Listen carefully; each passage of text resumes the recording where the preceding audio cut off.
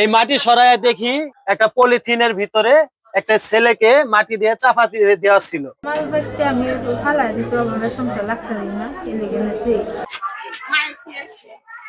টঙ্গীর মোরকুন মধ্যপাড়ার সেই সকালটা এক হৃদয় বিদারক সকাল। এলাকার মানুষ যেমন প্রতিদিনের মতো রাস্তায় বের হয়েছে, কেউ কাজের উদ্দেশ্যে, কেউ হাঁটতে। ঠিক তখনই ভেসে আসে ক্ষীণ কাপা কাপা এক কান্না। প্রথমে সবাই ভেবেছিল হয়তো কোনো শিশুর কান্না, কিন্তু আশপাশে তো কোনো শিশু নেই। কান্নার শব্দ ক্রমাগতই স্পষ্ট হচ্ছে, তবে উৎস অদৃশ্য। কিছুটা এগিয়ে গিয়ে মানুষ টের পায় শব্দটি আসছে ঠিক রাস্তার পাশের নরম মাটির নিচ থেকে। চোখ কপালে ওঠার মতো পরিস্থিতি। কেন মাটির নিচে বাচ্চা কেঁদে উঠছে বিশ্বাস করতে না পারলেও কান্না থামছেই না। সাথে সাথে কয়েকজন মাটির স্তর সরাতে শুরু করেন। প্রথমেই দেখা যায় কাপড়ের কণা, এরপর পুরো কাপড়, আর কাপড়ের নিচে এক নবজাতক। আরো ভয়াবহ দৃশ্য, শিশুটির বুকের উপর চাপা দেয়া ছিল একটি ইট। দেখি এখানে কিসের আওয়াজ হয়। এই মাটি সরাইয়া দেখি এই কাপড় দিয়ে একটা পলিথিনের ভিতরে একটা ছেলেকে মাটি দিয়ে চাপা দিয়ে দেওয়া ছিল। তারপর মাটি খুঁড়ে বের করার পরে দেখি একটা ছেলের সন্তান বের হয়েছে, এই জায়গাটিতে পোতা ছিল। জন্মের মাত্র কয়েক ঘন্টার মাথায় নিষ্ঠুরভাবে মাটি চাপা দিয়ে হত্যার চেষ্টা। এমন দৃশ্য দেখে পথচারীদের বুক কেঁপে ওঠে। আতঙ্কে কেউ চিৎকার করে ওঠে, আবার কেউ চোখের পানি ধরে রাখতে পারে না। এলাকাবাসী দ্রুত শিশুটিকে কোলে তুলে ধুয়ে মুছে হাসপাতালে নিয়ে যায়। পরে স্থানীয় এক নিঃসন্তান নারী শিশুটিকে দত্তক হিসেবে আশ্রয় নেন। ঘটনার পরপরই পুরো এলাকায় ছড়িয়ে পড়ে হইচই। কে এমন অমানবিক কাজ করতে পারে? পথচারীরা, প্রতিবেশীরা, দোকানিরা, সবার মুখে একই প্রশ্ন।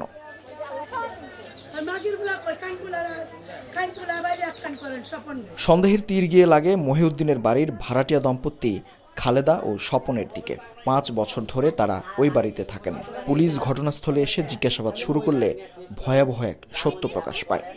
হ্যাঁ, বুঝি না, বাচ্চাটা তোমার? তাহলে ওই জায়গায় ফেলছো কেন?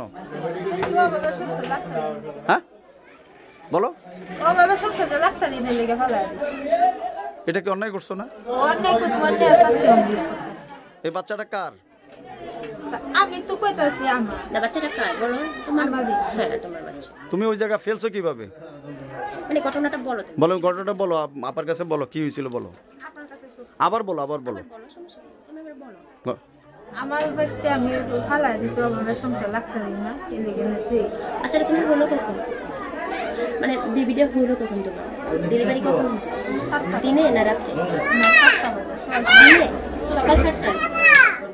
পুলিশি জিজ্ঞাসাবাদে খালেদা স্বীকার করেন 13 নভেম্বর সকাল 7টায় নিজের ঘরেই জন্ম দেন শিশুটিকে। এরপর স্বামী স্বপনের সাহায্যে বাড়ির পাশের একটি ছোট গর্ত খুঁড়ে শিশুটিকে কাপড় দিয়ে মুড়িয়ে সেখানে রেখে তার উপর ইট দিয়ে চাপা দেন। তারপর দুজনেই ঘরে ফিরে বসে থাকেন, যেন কিছুই ঘটেনি। কেন এমন ভয়ঙ্কর সিদ্ধান্ত? কেনই বা জন্মের সঙ্গে সঙ্গেই মাটি চাপা? পুলিশের প্রশ্নে খালেদা ও স্বপন দুজনেই জানান, অভাব অনটনের চাপে তারা এমন পথ বেছে নিয়েছেন। দায়িত্ব নিতে পারবেন না, শিশুটিকে মানুষ করতে পারবেন না, এই ভয় তাদেরকে এই অমানবিকতার দিকে ঠেলে দেয়।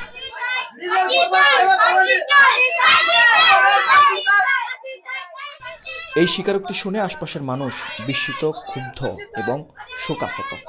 একজন মা কিভাবে নিজের সন্তানকে মাটি চাপা দিয়ে মৃত্যু উপহার দিতে পারে? জন্মের কয়েক মিনিটের মধ্যেই সন্তানকে পৃথিবী থেকে সরিয়ে দেওয়ার চিন্তা, এ যেন সভ্যতার মুখে চরম চপেটাঘাত।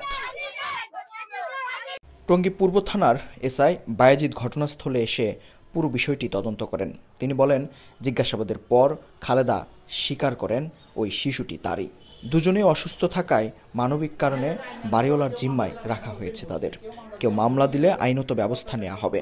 শিশুটিকে নিরাপদে হস্তান্তর করা হয়েছে এক দত্তক পরিবারে। সার্বিক বিষয়, তার পরিস্থিতি, তার সুস্থতা অসুস্থতা সবটি বিবেচনা করে আমরা দেখলাম যে বিষয়টাকে মানবিকভাবে সমাধান করা যায়।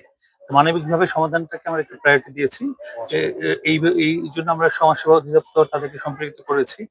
বিজ্ঞ কোর্টের আদেশে এই একটা প্রসিডিউর আমরা উদ্যোগ গ্রহণ করেছি। বাচ্চাটাকে হয়তো যিনি প্রতিপালন করতে চান মায়ের আদর দিয়ে তাদেরকে আমরা যোগাযোগ, অনেকে আমাদের সাথে যোগাযোগ করছেন। আমরা পরামর্শ দিয়েছি যে সমস্ত বিষয়গুলো বিজ্ঞ কোর্টের মাধ্যমে এটা সমাধান হতে পারে। আরেকটা বিষয় হলো যে আমরা যেহেতু বিষয়টা অত্যন্ত মানবিক বিষয় এবং এই বিষয়টা খুব আলোচিত ঘটনা, বিধায় আমরা গাজীপুর মেট্রোপলিটন পুলিশের পক্ষ থেকে মাননীয় কমিশনার মহোদয় আমাদেরকে পাঠিয়েছেন তাকে কিছু আর্থিক সহায়তা করার জন্য, যেহেতু এই মুহূর্তে শিশু, মহিলা এবং তার স্বামী তিনজনেরই চিকিৎসা প্রয়োজন।